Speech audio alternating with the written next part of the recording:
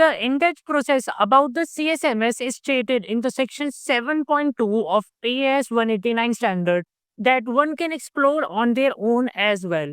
But it might seem too much technical or overwhelming, so we will break down in this video the components and the requirements of CMS explorers in an understandable format and in different divisions. Under the section of 7.2.2.2, one can categorize the CMSs in 5 core components. And these are not just checkboxes, but these represent the full life cycle of cybersecurity in an automotive environment, from identifying risk to building the protections to responding to the real world attacks. These 5 core components are threat analysis and the risk assessment, which is also stated as TARA. Second is secure design using the cryptography and the embedded protection techniques. Third is the life cycle monitoring and testing of the risk identified. Fourth is the access control and the role based security measures. And fifth one comes the documentation and the compliances readiness. Now, further, let's break down these 5 core components of CMSs on how they work, why they matter, what tools or technologies or things we have to use, and how they align with the real world examples so as to implement the ISA 189 standard. Each of these 5 core components are not just checkboxes. It's a process involving the tools, teams, and the technologies. Now, let's explore each. Now, first one is the threat analysis and risk assessment, which we can also state in the short form as TARA. This is the starting point for all cybersecurity measures in a vehicle. In this phase, we basically ask what in the vehicle is vulnerable. Is it the infotainment system? Is it the BMS? Or is it the CAN network? We identify threats, assess how bad they could be, and how likely they are to occur. And why is it important? Because without knowing the risk, we will either under-secure the vehicle or waste resources over securing the irrelevant components. And for doing the TARA, we use certain tools or the techniques. Techniques like of Heavens 2.0 and attack trees, or tools like those of Microsoft Threat Modeling Tool to create a structured risk-based model, just like we used to do in ISO 21434. So is to get some real-time example, real-world example, in a connected EV, let's say there is a VCU which is communicating via the CAN and the cloud. Now, TARA identifies the spoofing of CAN messages or the remote API injections, which are the threats and the risks which can attack on a vehicle. And for these risks and the threat, we have to implement the cybersecurity measures. And this brings us to the second core component, securing vehicle embedded design using cryptography or the embedded protection techniques. Now that threats are identified, it's time to secure the system.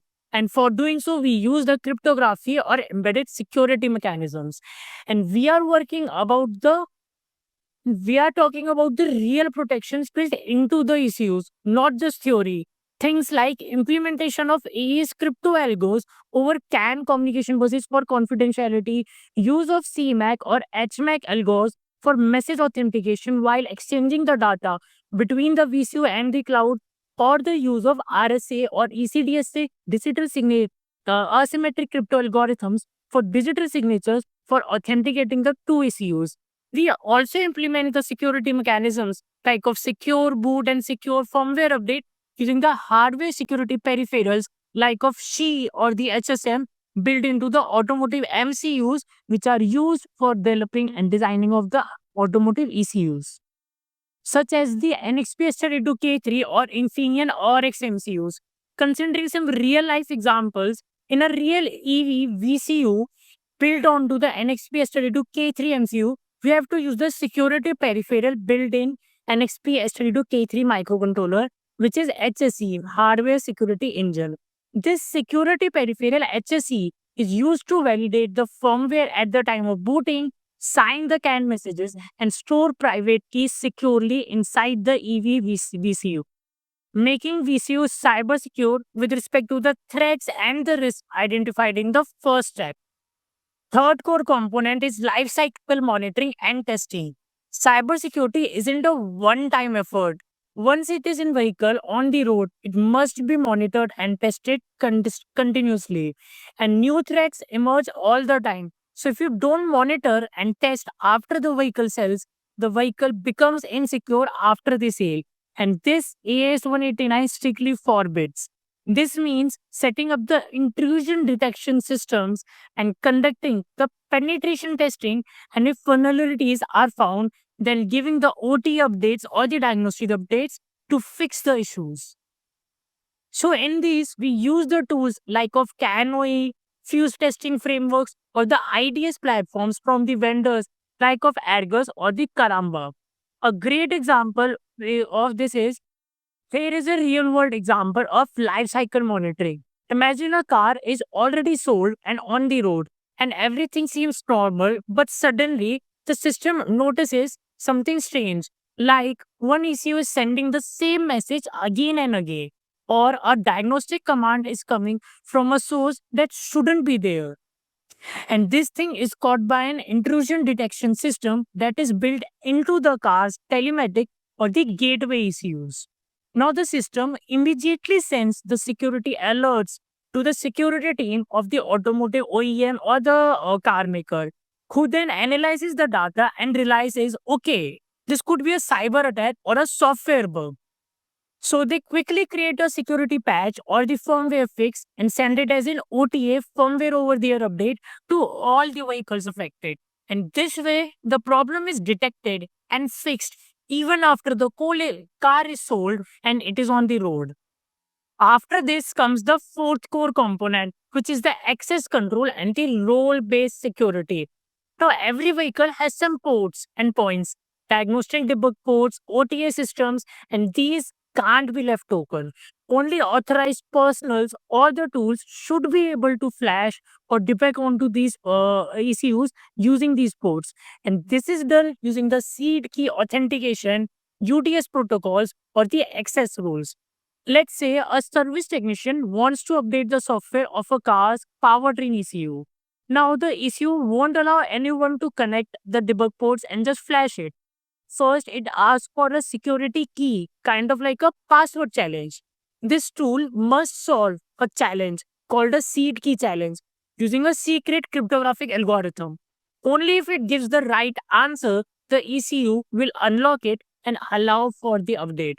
If the key is wrong, the access is denied and roll to the debug port will be denied. And this my attempt might be reported as a suspicious to an automaker. This measure this ensures that only authorized tools and the technicians can access the critical systems, keeping the vehicle protected from tampering or hacking after the sales when the vehicle is on road or garage. And now the last core component is documentation and compliance readiness. Last but critical is the documentation. AS 189 doesn't just ask you to be secure, it asks you to prove it. And an automaker or an engineering automotive company need to maintain the TARA reports, cryptographic embedded security design decisions, test results, OTA logs, all traceable and auditable. This is typically done using the tools like those of Polarian, DOORS, or the Excel traceability matrices and secure logging mechanism. For instance, during a type approval, an OEM might show signed boot logs, vulnerability test results, firmware hash verifications for the secure boot and the firmware update to the ARI authorized organization, which will be authorizing the ES 189 certificate. So now wrapping up, these are the 5 core pillars for the AS 189 cybersecurity management system. From identifying risks to embedded protections to monitoring them in the field and secure access and maintaining a compliance documentation. In the next video, we will get into the actual cybersecurity threats, risk, vulnerabilities, and their corresponding mitigations, testing, and monitoring that has to be taken care with respect to the EAS 189 cybersecurity standard. Make sure to like the video, share it with your automotive friends and the professionals, and stay updated.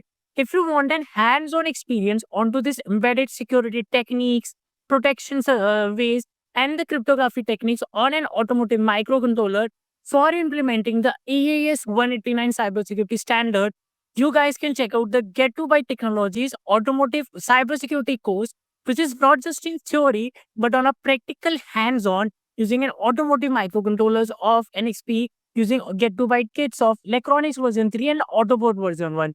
Check out the course description below in the in the description of the video. Still then, stay safe, stay happy, and check out our next video so as to follow and give the final closure to the AES 189 cybersecurity standard. Till then, be skilled engineer, not just graduated one.